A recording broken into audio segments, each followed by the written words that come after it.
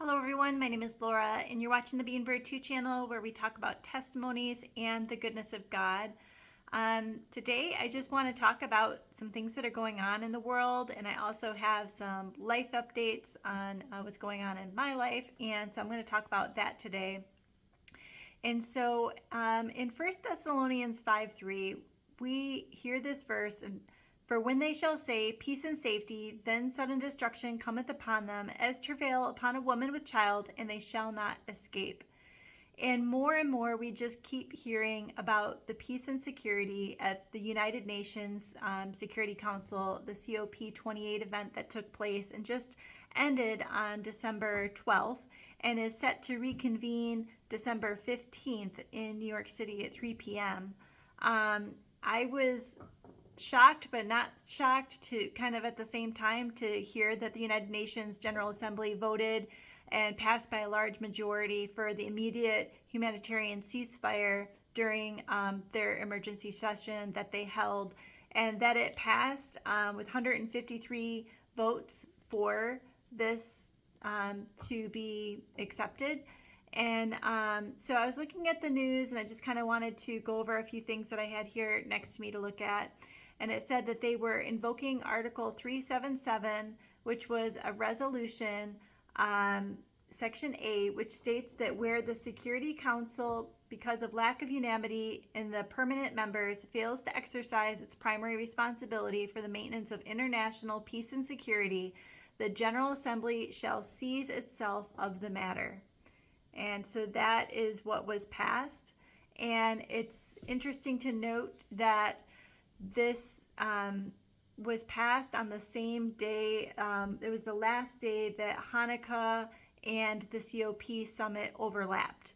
And so I thought that that was significant. I do think that this whole event that took place is significant and definitely something to watch for as we see them keep talking about this 7-year plan. I really think that we're coming close to the time when Jesus is going to come back and we're going to join him in the air. And so they also, on their homepage of the United Nations, I went to go look at that, and then they have, right there, December 12th, 2023, peace and security. The UN General Assembly met Tuesday afternoon for an emergency special session on the decades-long Israel-Palestine conflict. And the ongoing crisis in Gaza shows no sign of abating. And on their page, it states members adopted a resolution demanding an immediate humanitarian ceasefire and the immediate unconditional release of all hostages, as well as ensuring humanitarian access. It passes with a large majority of 153 votes in favor, 10 against, and 23 absentees. And the resolution also reiterated the General Assembly's demand that all parties comply with their obligations under international law, including international humanitarian law, notably with regards to protection of the civilians. And let me see what the last thing I had there. Okay. Looks like that was it. So again, we just keep hearing the peace and safety. And, I can't help but remember that when my youngest daughter, when I was pregnant with her, she was born a week past her due date. And we just waited every day, like, is today the day when she's going to be born? And I remember all the way, especially the week before her due date, we were watching. We're like, she could come early, right? And no. And then as we got closer and closer to the due date, we thought, okay, today's her due date for sure. She's going to be born today. And that day came and went. And then, it went on 7 days past her due date of every day, thinking that, that was going to be the day. And it's completely irrational, I know, but there was a point when I was past due and I just thought, this baby is not going to be born. She's not coming out, And we know that that's foolishness, because of course, if you're pregnant and you go past your due date, it doesn't mean that your baby's not going to be born at all. It just means that you're even closer to that due date. And I remember as the day of her birth, that whole day there was no sign that she was going to be born. And I had gone through my normal day activities And then I remember at 7 p.m., as I was tucking in the kids into their beds, because they were younger, they had an early bedtime. And we were tucking them in, and I remember thinking, man, I just don't feel good. I feel like sick, like I'm nauseous or something, and my dinner's not sitting right. I just don't feel good. And then an hour later, I started having contractions, and I thought, oh my goodness, this is it. And then she was born somewhere around 4 hours later from that point. So, in terms of labor, it was a very fast labor. But I often kind of think about how there was no sign that she was going to be born that morning. It was just a regular day. And in the same sense, I believe that Jesus is going to come at an appointed time. I don't think he's late per se, as we would perceive him to be late, just because we're eager and excited and waiting for him to come. But the Lord is not late. So I don't want to imply that in any way. The Lord is not slack in his timing, as we consider one slack, right? So he's going to come at the right time, at the appointed time, and it will appear to be suddenly to the world. And I imagine that there'll be a day when we wake up and we eat our breakfast or get our coffee and we go about our regular routine, not even knowing that today is the day we're going to meet the Lord. And we can even say that's true besides the rapture, and that we'd never know when we're going to die or meet the Lord. Not to sound grim, but people die suddenly all the time with no signs of illness preceding it. And so in the same way, like I woke up that day and I went about my regular activities, doing things, I had no idea that that day I was going to hold my new baby in my arms. And so I'm kind of on that watch where I'm looking for Jesus any day, and I keep thinking, today could be the day, or tomorrow could be the day.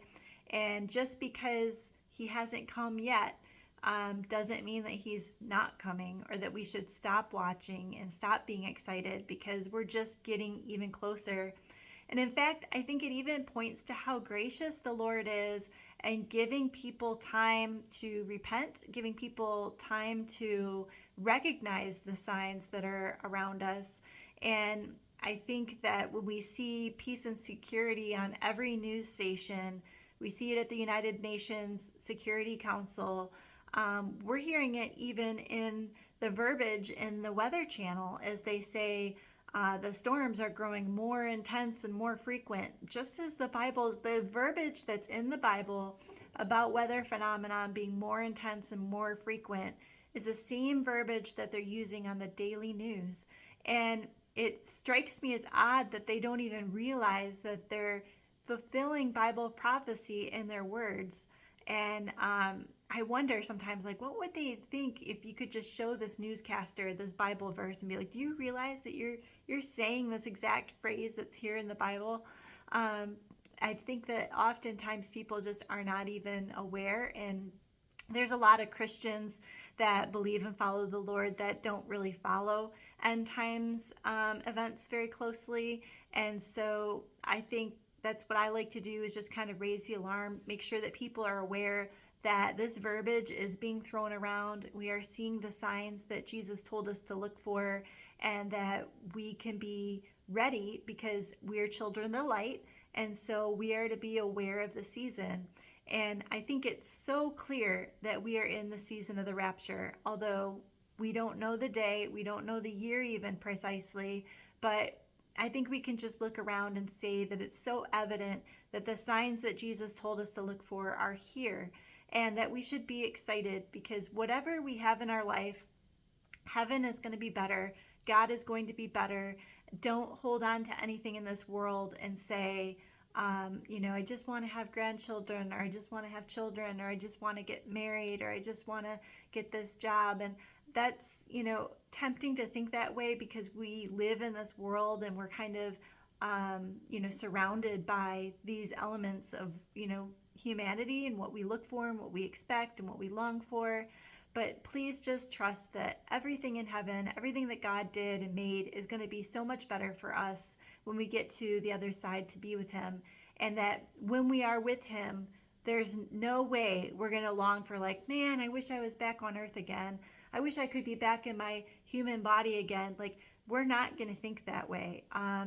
Even if you long for those earthly things now, you won't have those desires, I believe, when you're with the Lord. You'll have new, better desires, and you'll just have different perspective. So don't worry about that. Just trust in the Lord and just know that He is going to figure this all out.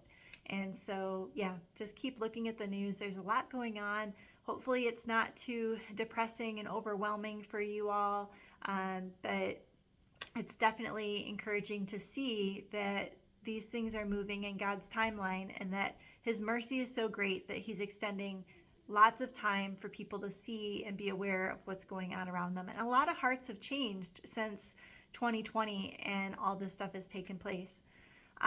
So now I want to segue to the personal aspect of the video. My mind is a little distracted today because tomorrow my youngest daughter, Ina, she's 7, she's having surgery on her ear. And I know that it is like a minor procedure. She has a auricular hole sinus pit. It's like an extra sinus in her ear, and it's been there since birth. It's just a birth defect. And they had said that, it's fine as long as it doesn't cause her any problems, to just leave it alone. But seemingly suddenly, it developed into a very swollen, painful, inflamed area of her ear, and it goes all the way around to the back of her ear. And when I first saw it, I was a little scared because I was like, oh my gosh, what happened to her ear? And so I took her to a specialist. And so what they're going to do is they're going to put her to sleep, and they're going to make an incision, and they're going to remove the extra sinus cavity and a cyst that has developed. It's a very low risk operation. They told me it's only 30 minutes. And even though I know that this is like not a big deal, it's not a serious surgery, her life is not in danger, as a mom, it's just really got me up on my nerves. I don't know. I'm just like, I just want it to be over, the anticipation of it happening. I've never had any of my kids have surgery before. None of my kids have ever been put to sleep with anesthesia before.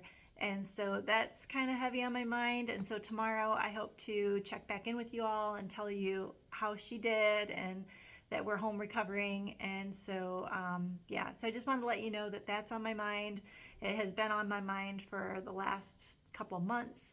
I think that this started in the beginning of October, when all of a sudden it was just so inflamed. So unfortunately, she is in quite a bit of pain, and she can't sleep on that side of her head because it's just so swollen. So hopefully we'll get that all resolved tomorrow. And the doctor said we won't have to worry about any type of infection or anything like that because they're going to clean it all out. So should be good. But if you want to keep her in your prayers, her name is Ina. I know she'll appreciate it. She was asking people at church on Sunday to pray for her, and that is such a blessing. Our pastor's wife took her up on her lap and spent some time praying for her. And that kind of goes with my video yesterday about the blessings of having a church home. And you have people that will care for you and pray for you and be there for you. It's such a blessing to be a part of a community of believers that genuinely care about you and want to pray for you. And then when you can pray for others when they're going through difficult times, you realize how much that can mean to somebody when you offer, hey, can I pray for you? And even if it's an unbeliever, if you say, hey, can I pray for you? I think most of the time, even an unbeliever will say yes. And so that can be a great gateway of getting that prayer in and really touching people's hearts when you offer to be there for them in a very sensitive time in their life. So thank you for all that. And I will touch base with you all tomorrow and hope that everything goes well. So thanks.